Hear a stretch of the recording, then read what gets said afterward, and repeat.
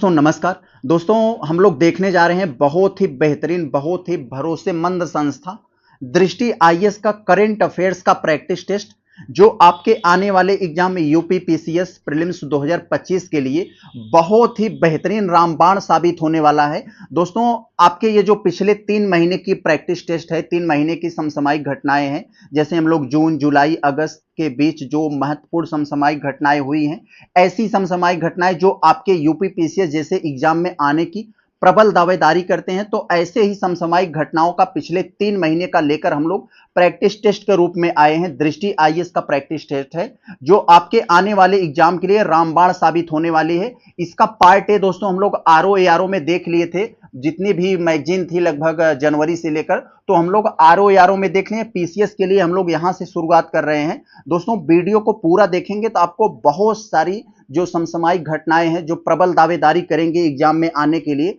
ऐसी समसामयिक घटनाओं से रिलेटेड बहुत सारे इंफॉर्मेशन आपको मिलेंगे। तो चले हम लोग देखते हैं दोस्तों, वीडियो को अंत तक देखिएगा, क्योंकि दोस्तों इसमें सितंबर का नहीं है, क्योंकि अक्टूबर में आपका पेपर है और सितंबर में आपका पेपर लगभग बन गया होगा, तो सितंबर को आप लोग न पढ़िएगा। उसके पहले के जो करंट अफेयर्स हैं कोशिश करिए 1 साल का आपका बेहतरीन तरीके से तैयार हो जाए। अगर आप नहीं देखे हैं ऐसे ही मैगजीन टेस्ट दृष्टि आईएएस का, हम लोग आरओ की एग्जाम के समय बहुत ही बेहतरीन तरीके से देखे हैं।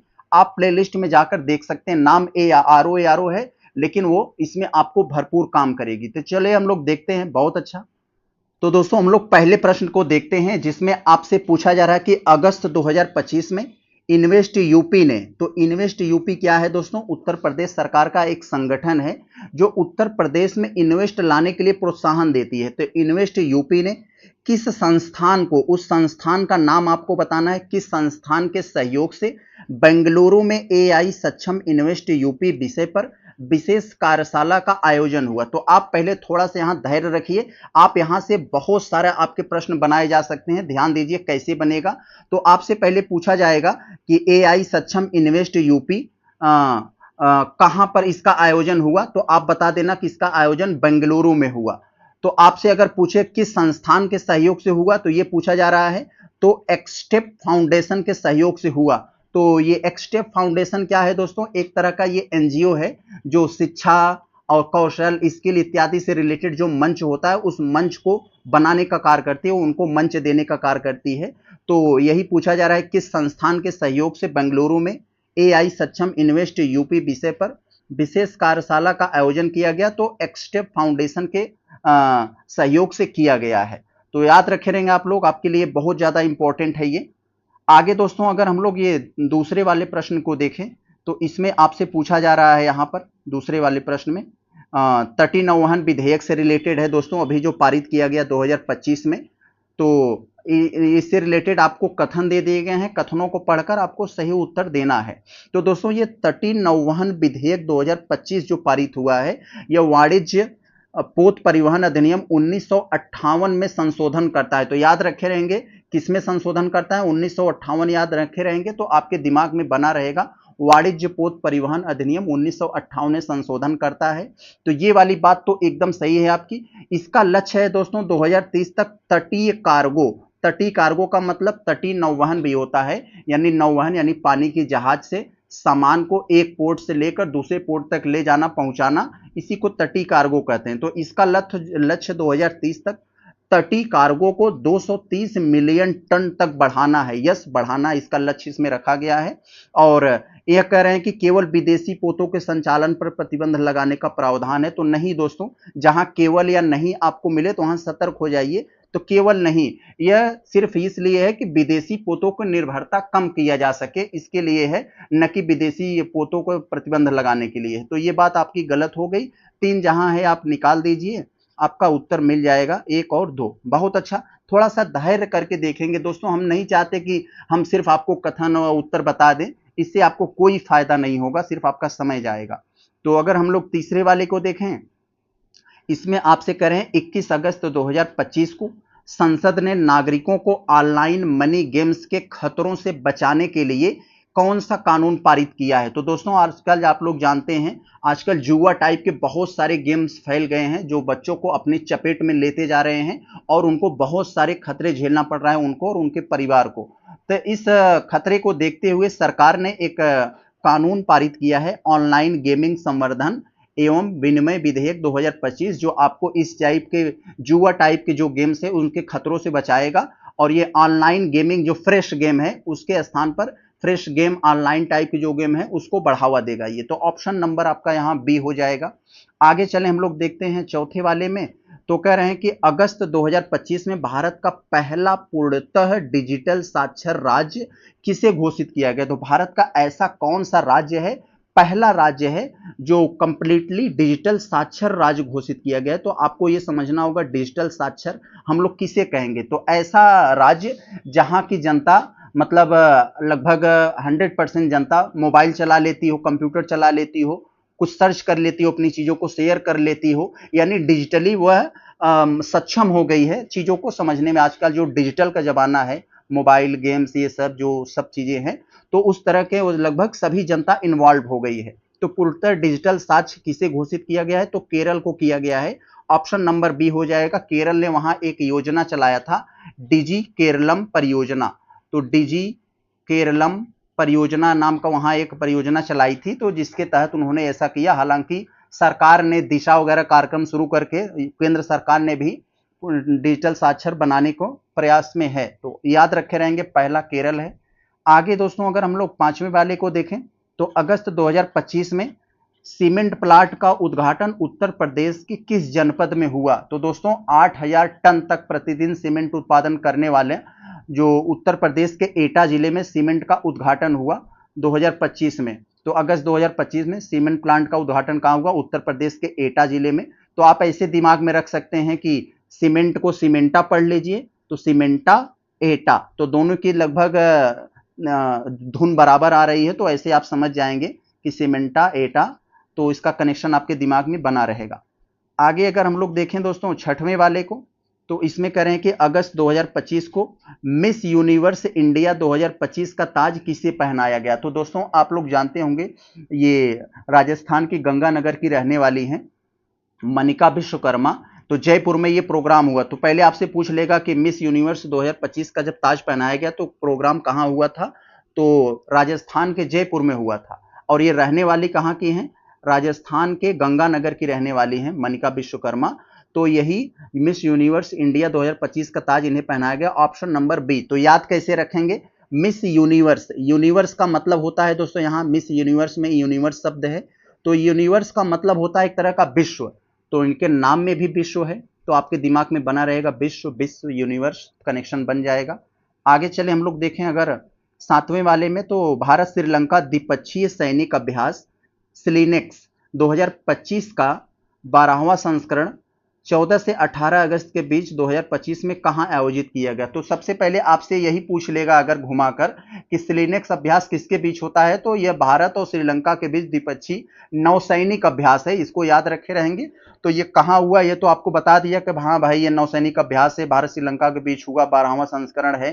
तो ये कहां हुआ, तो ये दोस्तों हुआ श्रीलंका के कोलंबो में। ऑप्शन नंबर सी हो जाएगा, याद रखे रहेंगे। बाकी सारा इंफॉर्मेशन आपको दे दिया गया है। तो ये आपका सातवें का सी हो गया, बहुत अच्छा। आगे अगर हम लोग देखें आठवें वाले को, तो इसमें कह रहे हैं कि 18 अगस्त 2025 को विश्व स्वास्थ्य संगठन WHO ने आधिकारिक रूप से किस देश को रूबेला मुक्त घोषित किया है। तो WHO ने दोस्तों अभी आधिकारिक यानी ऑफिशियली रूप से नेपाल को रूबेला मुक्त घोषित किया। रूबेला एक तरह की बीमारी है, तो आप लोग जानते होंगे, तो उसे रूबेला मुक्त घोषित किया नेपाल को। तो इसको दिमाग में रखने के लिए कैसे करेंगे, जैसे हम लोग कोई जानवर पालेंगे तो उसे दोनों तीनों बेला हमें ध्यान रखना पड़ेगा। तो बेला, नेपाल में पाल जुड़ा है, पालना, और यहाँ बेला, तो ऐसे दिमाग में रखे रहेंगे तो आपके दिमाग में ये सब छोटी मोटी कनेक्शन बना रहना चाहिए। नहीं तो क्योंकि हम लोग इतना सारा चीज पढ़ते हैं, ये डेटा फैक्चुअल चीजें हैं, दिमाग से उतर जाएंगी। आगे चले अगर हम लोग देखें 9वें वाले को, तो कह रहे हैं 17 से 24 अगस्त के बीच अंडर 20 कुश्ती विश्व चैंपियन का आयोजन कहां हुआ। तो दोस्तों अंडर 20 विश्व कुश्ती चैंपियन का आयोजन ये चाइना में हुआ था। ये सॉरी ये चाइना में नहीं हुआ था, ये हुआ था बुल्गारिया में। ऑप्शन नंबर बी हो जाएगा, बुल्गारिया के शमोकोव में आयोजन इसका हुआ था। तो यस, ऑप्शन नंबर यहां पर ये बी हो जाएगा। आगे चले अगर हम लोग देखें आगे यहां, तो हमारा आता है क्वेश्चन नंबर 10वें में। तो 10वें में हम लोग अगर देखें तो रूरल टूरिज्म कॉन्क्लेव, तो रूरल टूरिज्म कॉन्क्लेव 2025 का आयोजन कहाँ हुआ। तो दोस्तों ये क्या है, नाम में ही आपको थोड़ा सा अगर ध्यान देंगे तो आपको पता चल जाएगा। रूरल मतलब होता है ग्रामीण एरिया, टूरिज्म मतलब पर्यटन, कॉन्क्लेव मतलब एक तरह का प्रोग्राम। तो रूरल टूरिज्म कॉन्क्लेव 2025 का आयोजन कहां पर हुआ था ये आपको यहां पर बताना है। तो ये लखनऊ में हुआ था, यानी ग्रामीण क्षेत्रों में पर्यटन को बढ़ावा देने के लिए प्रोग्राम हुआ है, सी लखनऊ में। आगे अगर हम लोग देखें तो यहां पर 11वें में आपसे पूछा जा रहा है वाणिज्य पोत परिवहन विधेयक 2025। तो वाणिज्य पोत परिवहन विधेयक 2025 के अंतर्गत आपको कुछ कथन दिए गए हैं, बताना है सही कौन सा है। तो पहला यहां पर स्टेटमेंट देखेंगे तो इस विधेयक के माध्यम से वाणिज्य पोत परिवहन अधिनियम 1958 को प्रतिस्थापित किया गया है। यस, ये तो किया गया है। और भारतीय जल क्षेत्र में राष्ट्रीयता या कानूनी ध्वज के बिना जहाजों को रोकने का अधिकार केंद्र सरकार को देना। तो यस, राष्ट्रीयता यानी अगर उस जहाज पर अगर उसके राष्ट्र का झंडा नहीं लगा है तो उसके रोक लेने का अधिकार केंद्र सरकार को है, क्योंकि सरकार को पता होना चाहिए किस देश की वो जहाज जा रही है। तो ये भी आपका सही है। तो अगर हम लोग तीसरे वाले को देखें तो केवल विदेशी पोतों के लिए सुरक्षा मानकों को लागू करना। तो दोस्तों जहां भी केवल आपको केवल, नहीं या ये शब्द दिखे तो समझ जाइए वहां पर कुछ खतरा है। तो केवल विदेशी पोतों के लिए सुरक्षा मानकों को लागू नहीं होता है, देसी के लिए भी है। तो ये आपका गलत हो जाएगा, तो तीसरा हटा दीजिए आप। तो ऑप्शन नंबर ए आपका बन रहा है, सही है। आगे अगर हम लोग 12वें वाले को देखें तो कह रहे हैं कि 15 अगस्त 2025 को 79वें स्वतंत्रता दिवस पर किस योजना की घोषणा की गई। तो दोस्तों आप लोग जानते होंगे, इस साल अगर मोदी जी का भाषण सुने होंगे लाल किले की प्राचीर से, उन्होंने जो भाषण दिया है 69वें स्वतंत्रता दिवस के अवसर पर, तो उन्होंने प्रधानमंत्री विकसित रोजगार की योजना की चर्चा की थी। तो ऑप्शन नंबर यहाँ पर सी हो जाएगा। ये प्रधानमंत्री विकसित रोजगार 2 साल में 3-4 करोड़ नौकरी देने की ये बात इसमें इन्होंने किया है। तो मिलेगा या नहीं, लेकिन बात तो किए हैं भाई यहाँ पर, तो भाई हमारे लिए समसामयिक मुद्दा है ही। तो प्रधानमंत्री विकसित भारत रोजगार योजना की उन्होंने चर्चा किया है, घोषणा किया था लाल किले की प्राचीर से। तो इसमें क्या होगा दोस्तों, इस योजना के तहत अगर उसको जैसे किसी को अगर रोजगार मिलता है तो उसमें दोस्तों 15,000 रुपया महीना मिलेगा, वो भी 2 किस्त में। तो याद रखे रहेंगे ये चीज। आगे अगर हम लोग देखें तो 13 वाले में आपसे पूछा जा रहा है कि 14 अगस्त 2025 को पंचायती राज मंत्रालय और भाषणी ने, तो भाषणी आप लोग जानते हैं दोस्तों, जो भाषाओं को मतलब एक दूसरे के मतलब भाषाओं में ये कन्वर्ट करने का काम करती है। पंचायती राज मंत्रालय और भाषणी के सहयोग से कौन सा एआई आधारित टूल लॉन्च किया गया है। तो दोस्तों पंचायती राज मंत्रालय से है तो नाम में ही आपको लगा है पंचायत सभा, तो दोनों का कनेक्शन बन रहा है। तो सभासार, सभासार एक एआई टूल है दोस्तों, एआई पर आधारित टूल है जो लॉन्च किया गया है, जिसका काम क्या होगा कि जहां पर जैसे मतलब सभाएं हो रही हैं पंचायतों का, तो उसको ऑडियो वीडियो को रिकॉर्ड करने का काम करता है, जिससे बाद में उसको डाटा को तैयार करने में मदद मिले। तो ऑप्शन नंबर बी हो जाएगा, तो पंचायत सभा। तो हम इसका कनेक्शन दिमाग में बना रहेगा आपको। आगे अगर हम लोग देखें तो sunflower boys, the sunflower boys नामक उपन्यास 12 अगस्त 2025 को प्रकाशित हुआ। तो इसके लेखक कौन है। तो इसके लेखक दोस्तों सैम वॉचमैन है। ऑप्शन नंबर बी हो जाएगा आपका, 14वें का बी। तो स्वाभाविक सी बात है, वॉचमैन ही जो करेगा बेचारा, उसे सनफ्लावर झेलना पड़ेगा, यानी धूप झेलना पड़ेगा उसे। तो जैसे धूप को कुछ लोग सनफ्लावर भी बोलते हैं ना, तो भाई वो सन जो है अपना फ्लावर बरसा रहा है। तो ऑप्शन नंबर बी हमारा हो जाएगा, इसे याद रखे रहेंगे आप। 15 में आपसे पूछा जा रहा है कि अगस्त 2025 में इंडियन सबकॉन्टिनेंटल रिस्पॉन्सिबल टूरिज्म यानी आईसीआरटी अवार्ड 2025 उत्तर प्रदेश के किस गांव को मिला। तो दोस्तों बहराइच का कारीकोट गांव को मिला है। ऑप्शन नंबर बी इसको याद रखे रहेंगे। तो बहराइच का एक गांव है, उत्तर प्रदेश का बहराइच जिला, उसका एक गांव है कारीकोट। तो आगे देखें अगर हम लोग 16 वाले में पूछा जा रहा है कि 10 अगस्त 2025 को भुवनेश्वर के कालिंगा स्टेडियम में, किस स्टेडियम में, कालिंगा स्टेडियम। कालिंगा स्टेडियम कहाँ है, भुवनेश्वर, ओडिशा के भुवनेश्वर में है। तो पहली बार विश्व एथलेटिक्स कॉन्क्लेव कॉन्टिनेंटल टूर, विश्व एथलेटिक्स कॉन्टिनेंटल टूर जिसे हम लोग ब्रॉन्ज लेवल बोलते हैं, तो इसका आयोजन कहाँ पर हुआ? तो इसका आयोजन हुआ, इसका नाम था, जो ये आयोजन हुआ इसका नाम पूछ रहे हैं, इसका नाम क्या था दोस्तों? तो इसका नाम था Indian open 2025। Option number D हो जाएगा आपका 16वें का। आगे अगर हम लोग यहाँ पर देखें 17 वाले में, तो कह रहे हैं कि 8 अगस्त 2025 को आर्मेनिया और अजरबैजान दोनों का ए से नाम है, तो आर्मेनिया और अजरबैजान ने नारगोनो काराबाख शांति समझौते पर हस्ताक्षर किए। इस समझौते का मध्यस्थ कौन था? तो दोस्तों आजकल जानते हैं डोनाल्ड ट्रंप जहां मध्यस्थता करनी है वहां भी, जहां नहीं करनी वहां भी सब कुछ कहते हैं कि हमारे वजह से हो रहा है, तो इनको कौन भूल सकता है? आप लोग तो याद होगा ऑपरेशन सिंदूर का मामला, अभी तक तो 50 बार बोल चुके हैं, हमने करवाया है। आगे अगर देखें हम लोग 18वें में कह रहे हैं तो the world games 2025, the world games 2025 जिसका 12वां संस्करण था, ये आयोजन कहां पर हुआ? तो ऐसे आपसे पूछ सकता है द वर्ल्ड गेम 2025 का कौन सा संस्करण हुआ? तो ये 12वां संस्करण था, कहां हुआ? तो चाइना के चेंगदू में हुआ। नाम में भी समझ जाएंगे आप लोग। तो ये 18 हुआ हमारा ए। 19 वाले को अगर हम लोग देखें तो दोस्तों एक तरह की ये संधि के बारे में दिया है। 4 अगस्त 2025 को किस देश ने आईएनएफ ट्रीटी 1947 से अलग होने की बात कही है? तो आई का मतलब दोस्तों यहाँ है इंटरमीडिएट, यानी मध्यम दूरी का। एन से दोस्तों है न्यूक्लियर फोर्स, या एन से न्यूक्लियर और एफ से फोर्स है, यानी जो कम दूरी के परमाणु शक्ति हथियार हैं, तो मतलब उनका एक, उनको नष्ट करने का एक ट्रीटी संधि बनी थी 1987 में, अमेरिका और रूस के बीच बना था। तो दोस्तों इसी में जिसमें कहा गया था कि जो कम दूरी के परमाणु हथियार हैं, जैसे 500 550 रेंज के हिसाब मतलब क्षेत्र वाले, उनको नष्ट किया जाए जिससे परमाणु का खतरा कम हो। तो ये 87 में बनी थी अमेरिका और रूस के बीच। तो यहाँ पर रूस ने इससे अलग हो गया है, ऑप्शन नंबर बी, तो याद रखे रहेंगे आप लोग यहाँ। आगे अगर हम लोग 20 वाले को देखें तो अगस्त 2025 में भारत का पहला AICT इनिशिएटिव किस शहर में शुरू हुआ? तो सबसे पहले आपको AI अगर सिटी पूछ ले तो उत्तर प्रदेश का पहला AICT कौन है? तो लखनऊ। और यहाँ पर दूसरी बात पूछी जा रही है, भारत का पहला AICT इनिशिएटिव किस शहर में हुआ? तो लखनऊ में ही हुआ, ऑप्शन नंबर सी। 21 वाले को अगर हम लोग देखें तो 1 अगस्त 2025 को वित्तीय सलाहकार यानी रक्षा सेवाएं, वित्तीय सलाहकार रक्षा सेवाएं के रूप में किसे मतलब कार्यभार संभाला है? तो किसने कार्यभार संभाला है? तो मयंक शर्मा, ऑप्शन नंबर यहाँ आपका बी हो जाएगा। आगे अगर हम लोग देखें 22 में, तो कह रहे हैं कि 2025 में किस सूचकांक की शुरुआत, 2025 में किस सूचकांक की शुरुआत केंद्रीय स्वास्थ्य मंत्रालय ने किया है? तो केंद्रीय स्वास्थ्य मंत्रालय ने किस सूचकांक की शुरुआत किया गया है? तो स्वास्थ्य मंत्रालय से है, तो नाम में भी आपके कुछ दिमाग में कनेक्शन बन जाना चाहिए नाम को देखते ही। तो राज्य स्वास्थ्य नियामक उत्कृष्ट सूचकांक, जिसे हम लोग श्रेष्ठ नाम देते हैं, ये श्रेष्ठ हिंदी से बना है, तो आपसे हिंदी में से श्रेष्ठ पूछ लेगा।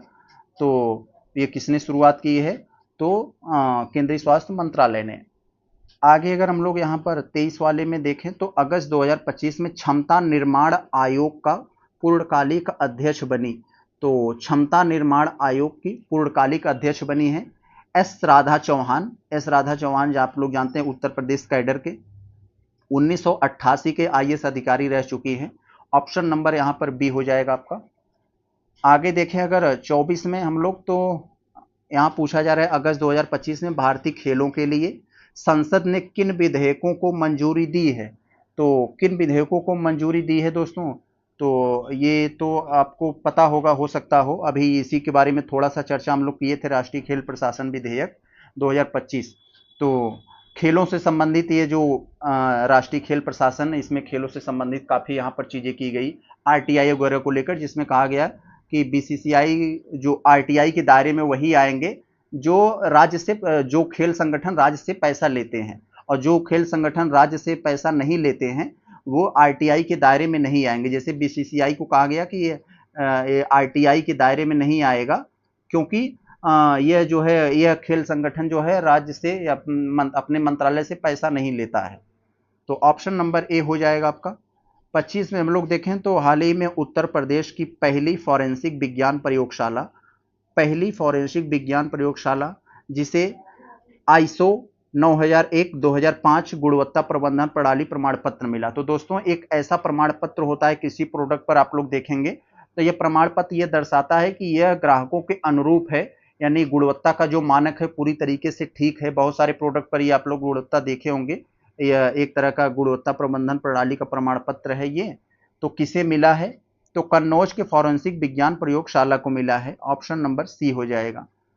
आगे अगर देखें हम लोग 26 वाले में, तो अगस्त 2025 में उपग्रह आधारित यानी उपग्रह बेस्ड इंटरनेशनल सेवाओं के लिए लाइसेंस किसे दिया गया है? तो किसे दिया गया है दोस्तों? ये स्टार लिंक को दिया गया है। याद रखे रहेंगे इसे, स्टार लिंक उपग्रह। यानी इस उपग्रह, आप लोग उपग्रह कहाँ जाता है? आसमान में जाता है। आसमान में जाता है तो वहां उसे क्या दिखाई देते हैं? स्टार यानी तारा दिखाई देते हैं। 27 में क्या है यहाँ? 26 जुलाई 2025 को कारगिल विजय दिवस पर किस योजना की शुरुआत राष्ट्रीय विधिक सेवा प्राधिकरण यानी नालसा ने किया है? तो किसका नालसा ने शुरुआत किया है कारगिल विजय दिवस के अवसर पर दोस्तों? किसका? तो वीर परिवार सहायक योजना 2025। आगे अगर देखा जाए 28 में, तो जुलाई 2025 को भारतीय बीमा नियामक एवं विकास प्राधिकरण, जिसे हम लोग एडाई कहते हैं, इसका नया अध्यक्ष किसे नियुक्त किया गया है? भारतीय बीमा नियामक एवं विकास प्राधिकरण का नया अध्यक्ष किसे चुना गया है? तो अजय सेठ को चुना गया है। तो स्वाभाविक सी बात है कि जो भाई बीमा वगैरह काम करेगा है तो सेठ ही रहेगा, ऐसे आप दिमाग में बना लेंगे। तो यहाँ हम लोग देखेंगे तो अब हम लोग का 29 में देखते हैं क्या है। तो 29 में दोस्तों कहा जा रहा है कि आरबीआई की फ्री एआई समिति की रिपोर्ट के अनुसार एआई अपनाने के लिए निम्नलिखित में से कौन सा मार्गदर्शन सूत्र शामिल है? तो एआई अपनाने के लिए कौन सा मार्गदर्शन सूत्र शामिल है? यहाँ पर ये आपसे कथन दिए कर पूछ रहे हैं। विश्वास ही आधार एआई तंत्र विश्वसनीय और पारदर्शी होने चाहिए। जी बिल्कुल। दूसरा में कह रहे हैं दोस्तों, दूसरे में कह रहे हैं कि लोग सर्वोपरि, यानी सबसे ऊपर लोगों को होना चाहिए, यानी जनता सर्वोपरि है। अंतिम निर्णय हमेशा मानव विवेक और नागरिक हित के अनुसार ही होना चाहिए। यस, एआई के हमें बढ़ावा देने के लिए सबसे पहले इसी को ध्यान रखना होगा, ये भी सही है। स्वतंत्रता की पूर्ण स्वतंत्रता, तो एआई किसी भी नियामक नियंत्रण के बिना कार्य करे। तो नहीं भाई, ये कैसे हो सकता है? एआई बिना नियामक नियंत्रण की तरह कार्य करेगा तो खतरा उत्पन्न नहीं करेगा। तो ये तो गलत हो गया आपका। केवल ए सही है, 1 और 2 सही होगा। आपको बहुत सारी चीजें ऑप्शन देखने पर लग जाएगी कि हाँ भाई ये गलत है। थोड़ा सा आप कोशिश करेंगे, प्रैक्टिस करेंगे तो आपको इस बात को अंदाजा लग जाएगा। तो देखते हैं, कथनों पर विचार करें, बताएं सही कौन सा है। ऑपरेशन महाकाल, आप लोग जानते हैं दोस्तों, उत्तर प्रदेश सरकार ने ऑपरेशन महाकाल शुरू किया है, क्योंकि जो बहुत से ऐसे माफिया, बहुत सी ऐसे भू माफिया हैं जो जमीनों वगैरह को कब्जा करके रखे हैं, उनको छुड़ाने के लिए तो महाकाल ऑपरेशन शुरू किया है कानपुर पुलिस ने 25 अगस्त 2025 को की। तो ये तो पहला वाला तो आपका सही है, ये वाला आपको स्टेटमेंट सही हो गया। दूसरा में देखें अगर, तो इस अभियान का मुख्य उद्देश्य अवैध भूमि कब्जों की पहचान करना, उनके विरुद्ध कड़ी कार्रवाई करना, यही मैंने बताया अभी, सही है। ऑपरेशन महाकाल का दूसरा चरण 1 अक्टूबर 2025 से प्रारंभ होगा। तो नहीं, अभी दूसरे चरण के बारे में जानकारी नहीं है, तो ये अभी तो यहाँ पर पहला ही चल रहा है। तो ऑप्शन नंबर ए हो जाएगा आपका 30A। आगे अगर हम लोग देखें तो ये कह रहे हैं हॉप मिशन। हॉप का मतलब यहाँ पर दोस्तों हिमालय आउटपोस्ट फॉर प्लेनेटरी, और यहाँ पर इंप्लोरेशन। तो हॉप मिशन का उद्घाटन कहाँ पर हुआ दोस्तों? तो ये कहाँ पर हुआ है हॉप मिशन? तो नाम में ही भी है हिमालय, तो हिमालय वाले क्षेत्रों के आसपास होगा, लद्दाख की तसो कर घाटी में हुआ। ऑप्शन नंबर यहाँ पर ए हो जाएगा आपका। आगे अगर हम लोग 32 वाले को देखें तो MS स्वामीनाथन के बारे में आप लोग खूब जानते होंगे, खूब पढ़े होंगे। तो MS Swaminathan the man who fed India पुस्तक ये किसने लिखी है? यह पुस्तक किसने लिखी है? आपको 3-4 नाम दिए गए हैं। तो दोस्तों जो लिखी है पीजे ने लिखी है। तो किसने लिखी है दोस्तों? यह पीजे ने, प्रियंवदा जय कुमार ने लिखा है। ऑप्शन नंबर बी हो जाएगा आपका। तो उन्होंने कैसे योगदान दिया उस समय अपने, स्वामीनाथन का देश में क्या योगदान रहा उसके बारे में लिखा गया है ये। आगे देखें, समुद्री माल परिवहन विधेयक 2025 के संदर्भ में बात लिखी गई है, कथनों विचार करें। तो बताना है विचार करके तो यहाँ जो कथन दिया है आप लोग पढ़े होंगे इसके बारे में तो मालूम होगा, यह भारतीय समुद्र माल ढुलाई अधिनियम 1925 को हटाया है, यानी जो भारतीय माल ढुलाई अधिनियम 1925 था उसकी जगह पर समुद्री माल परिवहन विधेयक 1925 ये 2025 आया, यानी 100 साल बाद 100 साल पुराने कानून को इन्होंने शिफ्ट किया। तो ये तो सही है आपका 33 वाले में। हेग विस्पी नियम 1924 को अपनाता है, यस ये भी सही है। विल ऑफ द लैंडिंग को रेगुलेट करता है, जिससे माल के प्रकार, स्थिति और गंतव्य का विवरण शामिल है, यस। तीन के तीनों सही हैं आपके समुद्री माल परिवहन विधेयक 2025 के सेंस में। आगे अगर हम लोग देखें 34 वाले में, तो भारत सिंगापुर सैन्य अभ्यास। तो भारत सिंगापुर के बीच एक सैन्य अभ्यास होता है जिसका नाम है बोल्ड कुरुक्षेत्र। तो ऐसे कैसे समझेंगे आप, दिमाग में आपको बोल्ड कुरुक्षेत्र आ जाएगा कि किसके किसके बीच होता है। तो मान लीजिए कोई भारत है, भारत एक युवा है, इसके सामने कोई औरत आ गई, मान लीजिए सिंगापुर, तो सिंगापुर मतलब औरत एक आ गई सिंगार करके, तो सिंगार भारत। तो दोस्तों क्वेश्चन नंबर 34 को हम लोग देखें तो आपसे पूछा जा रहा है दोस्तों, एक बोल्ड कुरुक्षेत्र 2025 का ये सैन्य अभ्यास हुआ भारत सिंगापुर के मध्य। तो भारत सिंगापुर सैन्य अभ्यास जिसका नाम है बोल्ड कुरुक्षेत्र का 14वां संस्करण कहाँ शुरू हुआ, ये आपसे पूछ रहे हैं भाई ये शुरू कहाँ पर हुआ है। तो शुरू तो ये दोस्तों राजस्थान के जोधपुर कैंटोनमेंट में शुरू हुआ, ऑप्शन नंबर बी इसका उत्तर होगा। तो इससे आपको दूसरे सेंस में पूछ सकता है कि बोल्ड कुरुक्षेत्र क्या है, तो ये नौसैनिक अभ्यास है, किसके बीच होता है, भारत श्रीलंका। तो यस भारत श्रीलंका, जैसे श्रीलंका बोल्ड, कोई भी आदमी कोई भी औरत किसी के सामने सिंगार करके आएगी तो थोड़ा सा बोल्ड लगती है, जैसे फिल्मी बॉलीवुड में बोल्ड शब्द आप लोग सुने होंगे ना, तो बोल्ड कब लगेगी कोई, जब ज्यादा श्रृंगार करके आएगी। तो सिंगापुर श्रृंगार, ऐसे आप कनेक्शन बना लीजिएगा। और एक तो भारत तो है ही अपना। आगे अगर देखें तो 35 में हमसे पूछा जा रहा है कि अगस्त 2025 का भारत का पहला शहर कौन सा बना जहां रेलवे ट्रैक के बीच पोर्टेबल सौर पैनल लगाए गए। तो दोस्तों वाराणसी में दोस्तों ऐसा पहला शहर है भारत का जहां रेलवे ट्रैक के बीच पोर्टेबल का मतलब जिसे इधर उधर किया जा सके इस टाइप का सौर पैनल लगाया गया। तो ऑप्शन नंबर यहां पर आपका हो जाएगा ये वाराणसी, सी हो जाएगा। आगे अगर 36 वाले को देखें तो भारत यूएई के बीच 13वीं संयुक्त रक्षा सहयोग समिति की बैठक कहां आयोजित हो गई, उस स्थान का नाम बताना है। तो नई दिल्ली में आयोजित हुआ, ऑप्शन नंबर बी। आगे अगर हम लोग देखें तो ये 36 हो गया। 37 वाले को, तो ऑनलाइन मनी गेम्स की पेशकश सुविधा देने पर ऑनलाइन गेमिंग संवर्धन एवं नियामक विधेयक 2025 में क्या दंड निर्धारित है। अभी मैंने इसके बारे में बात किया था दोस्तों। तो इस मामले के जो उल्लंघन करेगा इसमें क्या है, जैसे जो फर्जी वगैरह ऐड वगैरह इस टाइप के देते थे जुआ वगैरह को बढ़ावा देने के लिए, जुगाई टाइप का गेम्स के लिए, इसके बारे में पूछा जा रहा है। इसके संवर्धन विनियम में मतलब क्या दंड निर्धारित किया गया है, उस दंड के बारे में पूछ रहे हैं। तो दंड दोस्तों इसमें 3 साल की सजा है और 1 करोड़ रुपए तक जुर्माना है। ऐसी जो प्रचार है जुआ वगैरह के जो करेगा, इसके सेंस में बात की गई है। तो 3 साल सजा, 1 करोड़ तक जुर्माना। या आगे अगर 38 वाले को देखें तो कह रहे हैं कि हाल ही में भारत चीन संबंधों में शांति बहाली के लिए किस 3D दृष्टिकोण पर जोर दिया गया है। तो भारत चीन के संबंधों को शांति बहाली के लिए 3D दृष्टिकोण पर जोर दिया गया। तो वो मतलब क्या था, तो 3D का मतलब वो 3D नहीं, 3D का मतलब 3D ऐसा नाम है, जो 3 नाम है जो तीनों डी से शुरू होता है। तो disengagement, de acceleration, de induction. तो आप लोग यहाँ याद रखे रहेंगे एंगेजमेंट, क्योंकि हम लोग बेरोजगार हैं भाई, एंगेजमेंट नहीं हो रही है। एक्सक्लेरेशन मतलब वृद्धि, इंडक्शन हम लोग इंडक्शन पर खाना बना रहे हैं, खाना बनवाने की उम्र में।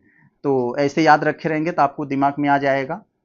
आगे यहाँ पर हमारा है 39 यहाँ पर भारत ओमान ने हाल ही में किस समझौते पर वार्ता पूरी की। भारत ओमान ने हाल ही में किस समझौते की वार्ता पूरी की जिसका उद्देश्य व्यापार तथा निवेश को बढ़ावा देना है।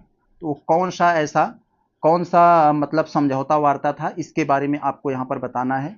तो व्यापार आर्थिक भागीदारी समझौता, सेपा, ऑप्शन नंबर बी हो जाएगा। आगे अगर देखें 40 वाले को हम लोग, तो इसमें कह रहे हैं कि च्यूनिंग ट्यूनिंग अटल बिहारी वाजपेयी उत्तर प्रदेश राज्य सरकार छात्रवृत्ति योजना 2025 के संबंध में कुछ बातें लिखी गई है, पढ़कर बताना है।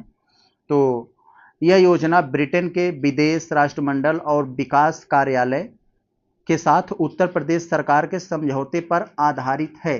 तो यस, ये वाला स्टेटमेंट तो सही है। योजना के तहत प्रतिवर्ष उत्तर प्रदेश के 10 मेधावी छात्रों को ब्रिटेन के विश्वविद्यालयों में मास्टर डिग्री के लिए चयनित होंगे। तो दोस्तों ये बात यहाँ पर गलत है। आगे यहाँ पर जो लिखा गया है, इस योजना के लिए उत्तर प्रदेश सरकार ने वित्तीय वर्ष 2025-26 में 2 करोड़ रुपए का प्रावधान किया है। यस, तो 1 और 3 आपका यहाँ सही हो जाएगा, ऑप्शन नंबर सी हो जाएगा 40 का। आगे अगर हम लोग देखें 41 वाले को, तो कह रहे हैं कि हाल ही में कैग की एफआरबीएम समीक्षा। तो कैग की एफआरबीएम समीक्षा 2023-24 में सामान्य सरकारी ऋण का स्तर 2023 में जीडीपी के कितने प्रतिशत दर्ज किया गया, जो अभी भी एफआरबीएम के 60% लक्ष्य से अधिक है। तो एफआरबीएम आप लोग जानते हैं, राजकोषीय में सुधार के लिए सब संबंधी आई थी एफआरबीएम एक्ट 2003 में और 4 में लागू हुआ था। तो अभी कह रहे हैं यह कितने प्रतिशत दर्ज किया गया है, जीडीपी के कितना प्रतिशत था। तो यहाँ आपको 41 में ए हो जाएगा, ये 81.3% नहीं है। इसको हम लोग फिर से देखते हैं। तो कह रहे हैं कि हाल ही में आरबीआई द्वारा एसआरवीए संबंधित कौन सा कदम उठाया गया है। तो एसआरवीए से संबंधित कौन सा कदम उठाया गया है, विदेशी संस्थाओं को केवल निजी बॉन्ड में निवेश करने की अनुमति दी गई है। नहीं, ये तो गलत है। एसआरवीए खोलने से पूर्व आरबीआई की अनुमति को अनिवार्य कर दिया गया है, ये भी गलत है। और इसके अगर हम लोग अगला देखें यहाँ पर, तो इसमें लिखा गया है कि अधिशेष यानी सरप्लस रुपए को जी सेस और ट्रेजरी बिलों के निवेश में अनुमति दी गई है। तो यस, यही इसका सही है, ये वाला कथन। अब हम लोग ये 43 वाले को अगर देखें, तो भारत का सेमीकंडक्टर उपयोग बाजार 2024-25 में 52 अरब अमेरिकी डॉलर आंका गया है, जो 2023 तक कितने तक पहुंचने की इसकी संभावना जताई जा रही है। तो इसकी संभावना 103 अरब अमेरिकी डॉलर की बताया जा रहा है। ऑप्शन नंबर यहाँ सी होगा हमारा। अगर हम लोग अगला देखें, ये 44 वाला, तो आयकर विधेयक 2025 में किस नए कंसेप्ट को लागू किया गया है, जिससे मूल्यांकन वर्ष और पिछले वर्ष की व्यवस्था को समाप्त कर दिया गया है। तो इसमें इसको टैक्स कर के नाम दिया गया। आप लोग अगर जो सरकार ने नया इनकम टैक्स विधेयक लाई है, तो उसमें जो नई अवधारणा थी, जो मूल्यांकन वर्ष था, उसको बदलकर टैक्स वर्ष रख दिया गया है। Option number B. अगर हम लोग 45 वाला देखें, तो हाल ही में पहली ड्रोन फॉरेंसिक प्रयोगशाला कहाँ स्थापित की गई। तो ड्रोन फॉरेंसिक प्रयोगशाला तो अभी आप लोगों ने देखा था ऑपरेशन सिंदूर के समय, ब्रह्मोस का एक वहां पर यूनिट लगाई गई है लखनऊ में ही, और लखनऊ में भी अभी ड्रोन फॉरेंसिक प्रयोगशाला स्थापित किया गया है। ऑप्शन नंबर यहाँ बी हो जाएगा, 45 का बी। आगे अगर हम लोग 46 वाले में देखें, तो खान और खनिज संशोधन विधेयक 2025 में जो आया है, इसके तहत राष्ट्रीय क्रिटिकल मिशन के लिए कितने करोड़ रुपए का परिव्यय निर्धारित किया गया है। तो इसमें 3400 करोड़ रुपए का पर खर्च करने का यहाँ पर निर्धारित किया गया है। आगे अगर 47 वाले को देखें, तो विश्व वरिष्ठ नागरिक दिवस कब मनाया जाता है। तो ये तो आप लोगों को तो पता होगा। इसमें से यहाँ पर 15 जुलाई, 21 अगस्त, 10 दिसंबर और 1 अक्टूबर। तो यहाँ पर 21 अगस्त को ऑप्शन नंबर हमारा बी हो जाएगा। 48 वाले को देखें अगर, तो कह रहे हैं कि 2025 में ईरान ने ओमान की खाड़ी और उत्तरी हिंद महासागर में अपना पहला व्यापक नौसैनिक अभ्यास का आयोजन किया। तो इसका उन्होंने क्या नाम रखा था। तो सस्टेनेबल पावर 1404 रखा था इन्होंने। ऑप्शन नंबर सी हो जाएगा। आगे अगर देखें 49 का, तो कह रहे हैं 15 अगस्त 2025 को प्रधानमंत्री नरेंद्र मोदी ने किस रक्षा परियोजना की घोषणा की। तो इस साल 15 अगस्त 2025 को लाल किले की प्राचीर से प्राइम मिनिस्टर ने दोस्तों सुदर्शन चक्र की घोषणा किया है। सुदर्शन चक्र एक तरह से यहाँ पर आपको दिया भी है, रक्षा परियोजना यानी सुरक्षा से संबंधित है। यानी जैसे जो बड़े बड़े होटल, हॉस्पिटल इत्यादि को एक तरह से सैनिटाइज करना, वहां पर कोई घुसपैठिए न हो जाए, या फिर बॉर्डर पर घुसपैठिए घुस न पाए। तो एक तरह से इन्हीं चीजों को सेफ्टी के लिए ये सुदर्शन चक्र चलाया गया है। ऑप्शन नंबर यहाँ बी हो जाएगा। अब हम लोग दोस्तों इस आज की जो प्रैक्टिस टेस्ट है, इसका लास्ट वाले प्रश्न को देखें तो कह रहे हैं वर्ष 2025 का जीपी बिरला मेमोरियल अवार्ड किसे दिया गया है। तो आप लोग को पता होगा जीपी बिरला मेमोरियल अवार्ड उसे दिया जाता है जो शिक्षा और कह सकते हैं कि शिक्षा में या फिर जो एस्ट्रोलॉजी में अपना विशेष योगदान दिया हो उसको दिया जाता है। तो आप लोग को ये पता होना चाहिए कि डॉक्टर वी नारायण जो इस समय इसरो के अध्यक्ष हैं, तो उनमें जो दोस्तों अंतरिक्ष वगैरह में जो इन्होंने अभूतपूर्व कार्य किए हैं, इसके लिए इनको बिरला मेमोरियल अवार्ड दिया गया है। तो दोस्तों हम लोगों ने दृष्टि आईएएस का जो हाल ही की जो मैगजीन आई है, जो पिछले 2-3 महीने के, इसमें बहुत ही मोस्ट करंट अफेयर से रिलेटेड आपको इसमें प्रैक्टिस टेस्ट था, तो इसको हमने देख लिया। आगे अगर हम लोग टाइम मिलेगा तो कुछ और प्रैक्टिस टेस्ट आपके जनरल स्टडी यानी जीएस से रिलेटेड देखेंगे।